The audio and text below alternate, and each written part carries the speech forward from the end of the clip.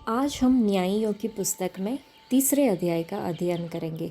इस्राएलियों में से जितने कनान में की लड़ाइयों में भागी न हुए थे, उन्हें परखने के लिए यहोवा ने इन जातियों को देश में इसलिए रहने दिया कि पीढ़ी पीढ़ी के इस्राएलियों में से जो लड़ाई को पहले न जानते थे, वे सीखे और जान ले, अर्थात पांचों सरदारों समेत फलिस्तियों और सब कनानियों और सिदोनियों और बाल हेर्मोन नामक पहाड़ से लेकर हमात की तराई तक लबानोन पर्वत में रहने वाले हिब्बियों को।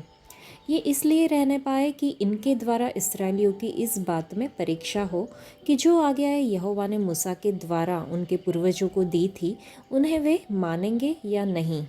इसलिए इस्राएली कनानियों, हित्तियों, एमोरियों, परिज्जियों, हिब्बियों और यबूसियों के बीच में बस गए। तब वे उनकी बेटियां विवाह में लेने लगे और अपनी बेटियां उनके बेटों को विवाह में देने लगे और उनके देवताओं की भी उपासना करने लगे। इस प्रकार इस्राएलियों ने यहोवा की दृष्टि में बुरा किया और अपने परमेश्वर यहोवा को भूलकर बाल नामक देवताओं और अशेरा नामक देवियों की उपासना करने लग गए। तब यहोवा का क्रोध इस्राएलियों पर भड़का और उसने उनको अरम नहरेम के राजा कुशन रिशात इम के अधीन कर दिया। इसलिए इस्राएली 8 वर्ष तक कुशन रिशात इम के अधीन रहे। तब इस्राएलियों ने यहोवा की दुहाई दी और उसने इस्राएलियों के छुटकारे के लिए कालेब के छोटे भाई कंजी के उतनीएल नामक पुत्र को ठहराया और उसने उनको छुड़ाया। उसमें यहोवा का आत्मा समाया और वह इस्राएलियों का न्यायी बन गया और लड़ने को निकला। और यहोवा ने अराम के राजा कुशन रिशात इम को उसके हाथ में कर दिया और वह कुशन रिशात इम पर जयवंत हुआ। तब 40 वर्ष तक देश में शांति बनी रही। तब कंजी का पुत्र ओतनीएल मर गया। तब इस्राएलियों ने फिर यहोवा की दृष्टि में बुरा किया और यहोवा ने मोआब के राजा एग्लोन को इस्राएल पर प्रबल किया, क्योंकि उन्होंने यहोवा की दृष्टि में बुरा किया था। इसलिए उसने एमोनियों और अमालेकियों को अपने पास इकट्ठा किया और जाकर इस्राएल को मार लिया और खजूर वाले नगर को अपने वश में कर लिया। तब इस्राएली 18 वर्ष तक मोआब के राजा एग्लोन के अधीन रहे। फिर इस्राएलियों ने यहोवा की दुहाई दी और उसने गेरा के पुत्र एहूद नामक एक बिन्यामीनी को उनका छुड़ाने वाला ठहराया। वह बेहत्था था। इस्राएलियों ने उसी के हाथ से मोआब के राजा एग्लोन के पास कुछ भेंट भेजी। एहूद ने हाथ पर लंबी एक दोधारी तलवार बनाई थी और उसको अपने वस्त्र के नीचे दाहिनी जांघ पर लटका लिया।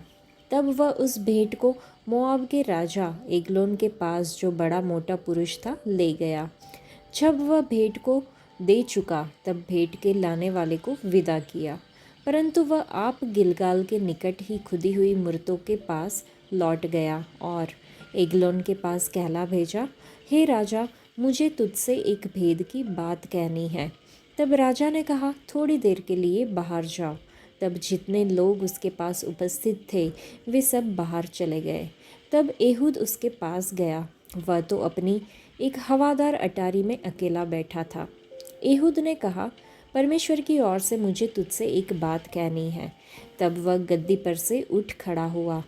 इतने में एहूद ने अपना बायां हाथ बढ़ाकर अपनी दाहिनी जांघ पर से तलवार खींचकर उसकी तोंद में घुसेड़ दी और फल के पीछे मुठ भी बैठ गई और फल चर्बी में धंसा रहा, क्योंकि उसने तलवार को उसकी तोंद में से न निकाला, वरन वह उसके आर पार निकल गई। तब एहूद छज्जे से निकलकर बाहर गया और अटारी के किवाड़ खींचकर उसको बंद करके ताला लगा दिया। उसके निकल जाते ही राजा के दास आए तो क्या देखते हैं कि अटारी के किवाड़ों में ताला लगा है। इस कारण वे बोले, निश्चय वह हवादार कोठरी में लघुशंका करता होगा। वे बाट जोते जोते थक गए। तब वह देखकर कि वह अटारी के किवाड़ नहीं खोलता, उन्होंने कुंजी लेकर किवाड़ खोले तो क्या देखा कि उनका स्वामी भूमि पर मरा पड़ा है। जब तक वे सोच विचार कर ही रहे थे, तब तक एहूद भाग निकला और खुदी हुई मूर्तों की परली और होकर सेर में जाकर शरण ली। वहां पहुंचकर उसने एप्रेम के पहाड़ी देश में नरसिंगा फूका तब इस्राएली उसके संग होकर पहाड़ी देश से उसके पीछे पीछे नीचे गए। और उसने उनसे कहा, मेरे पीछे पीछे चले आओ, क्योंकि यहोवा ने तुम्हारे मोआबी शत्रुओं को तुम्हारे हाथ में कर दिया है। तब उन्होंने उसके पीछे पीछे जाके यरदन के घाटों को जो मोआब देश की ओर है ले लिया और किसी को उतरने न दिया। उस समय उन्होंने कोई 10,000 मोआबियों को मार डाला। वे सब के सब हष्टपुष्ट और शूरवीर थे, परंतु उनमें से एक भी न बचा। इस प्रकार उस समय मोआब इस्राएल के हाथ के तले दब गया। तब 80 वर्ष तक देश में शांति बनी रही। उसके बाद अनात का पुत्र शमगर हुआ। उसने 600 पलिश्ती पुरुषों को बेल के पैने से मार डाला। इस कारण वह भी इस्राएल का छुड़ाने वाला हुआ। इस अध्याय में हमने देखा कि परमेश्वर ने किस तरह से एक छुड़ाने वाले को खड़ा किया। कनानियों के साथ इस्राएलियों के अधर्मी विवाह के कारण वे देवताओं, बाल देवता और अशेरा की पूजा आराधना करने लगे। क्योंकि इस्राएली यहोवा की सेवा नहीं करना चाहते थे, इसलिए उसने आराम के राजा को उन्हें गुलाम बनाने की अनुमति दी। 8 साल की गुलामी के बाद आखिरकार इस्राएल ने मदद के लिए यहोवा को पुकारा। उन्हें शायद विश्वास हो कि वे यहोवा की मदद के बिना खुद को बचा सकते हैं। कई मामलों में वर्षों के बंधन और पीड़ा के बाद ही कोई व्यक्ति मुक्ति के लिए आत्मनिर्भरता से परमेश्वर के ऊपर निर्भरता की ओर मुड़ना सीखता है। परमेश्वर ने एक उद्धारकर्ता ओत्नीएल, कालेब का दामाद, परमेश्वर का एक वफादार सेवक को खड़ा किया। यहोवा की आत्मा ओत्नीएल पर आई, इसलिए वह उस काम को पूरा करने में सक्षम हो गया जो यहोवा ने उसे दिया था। उस समय में परमेश्वर की आत्मा का मनुष्य पर आना प्रतिकूलताओं पर विजय पाने की एक शर्त थी। अपने आध्यात्मिक जीवन में शैतान पर विजय पाने के लिए हमें पवित्र आत्मा की शक्ति प्राप्त करनी चाहिए। मसीह के बिना हम कुछ भी हासिल नहीं कर सकते। मसीह की आत्मा के बिना हम मसीह के नहीं हैं। पवित्र शास्त्र बाइबल कहता है, यदि किसी में मसीह का आत्मा नहीं है तो वह मसीह का नहीं है। 50वें दिन से प्रत्येक शिष्य को पवित्र आत्मा के अधिक व्यापक और निरंतर अभिषेक का आशीष मिलता है, जो कि हम नए नियम में देखे हैं। यहोशू और उसके समकालीनों की मृत्यु के बाद परमेश्वर और इज़राइल के बीच संबंधों में एक पैटर्न बार बार दोहराया गया और न्यायाधीशों की पुस्तक में दर्ज किया गया। जब लोग यहोवा की सेवा करते थे तो उन्हें उससे आशीष मिलती थी। जब उन्होंने मूर्तियों की पूजा करने के लिए यहोवा को त्याग दिया तो यहोवा ने उनके शत्रुओं को उन पर विजय प्राप्त करने की अनुमति दी। अपने संकट में जब उन्होंने यहोवा की दुहाई दी तब परमेश्वर ने न्यायाधीश के द्वारा उन्हें बचाया। न्यायाधीश की मृत्यु के बाद वे फिर से परमेश्वर को भूलकर दूसरे देवताओं की सेवा करने लगे और पूरा चक्र दोहराया गया। इन चीज़ों से बचा जा सकता था यदि उन्होंने यहोवा के आदेश के अनुसार सभी कनानियों को वादा किए गए देश से बाहर निकाल दिया होता। जब इस्राएलियों ने यहोवा की दुहाई दी तब दयालु यहोवा ने उनके लिए एक उद्धारकर्ता को खड़ा किया। अब उद्धारकर्ता उन सभी को पहले ही दिया जा चुका है जो अपने पापों से मुक्ति के लिए पश्चातापी हृदय से उसे पुकारते हैं। पवित्र शास्त्र बाइबल में लिखा है, और वह एक पुत्र जनेगी और तू उसका नाम यीशु रखना, क्योंकि वही अपने लोगों को उनके पापों से छुड़ाएगा। किसी के लिए पाप के बंधन से मुक्त होने का एकमात्र तरीका पश्चाताप हृदय से प्रभु को पुकारना है। जो इस प्रकार पुकारता है, दयालु परमेश्वर उसे उसके उद्धार के आनंद में पुनर्स्थापित करते हैं और अपनी उदार आत्मा द्वारा उसका पालन पोषण करते हैं। इससे हमें संसार, शरीर और शैतान पर विजय मिलेगी। जब हम ऐसी परिस्थितियों का सामना करते हैं जो हमें किसी पाप की गुलामी में डाल देती है, तो क्या हम अपने उद्धारकर्ता यीशु मसीह से विनती करने की परवाह करते हैं? हमने देखा इस्राएलियों ने वही किया जो यहोवा की दृष्टि में बुरा था। परमेश्वर की आज्ञा के अनुसार इस्राएलियों ने कनानियों को न निकाला, परंतु कनानवासी देश में ही रह गए। परमेश्वर ने इस्राएलियों को चुनौती देने के लिए, उनकी अवज्ञा करने के लिए, उन्हें दंडित करने के लिए कनानियों का उपयोग किया। इसलिए यदि हम उसकी अवज्ञा करते हैं तो परमेश्वर हमारे शत्रुओं की शक्ति बढ़ा देते हैं। वह ऐसा इसलिए करते हैं ताकि हम पश्चाताप करें और उसके पास लौट आए और नष्ट ना हो। हम अपने जीवन में किसी परेशान करने वाले व्यक्ति या कोई परिवार के सदस्य या बिना किसी कारण के परेशान करने वाले लोगों को भी देख सकते हैं। उसके साथ हमारा सामना परमेश्वर को उस पर हमारे विश्वास और हमारी आज्ञाकारिता को परखने में मदद करेगा।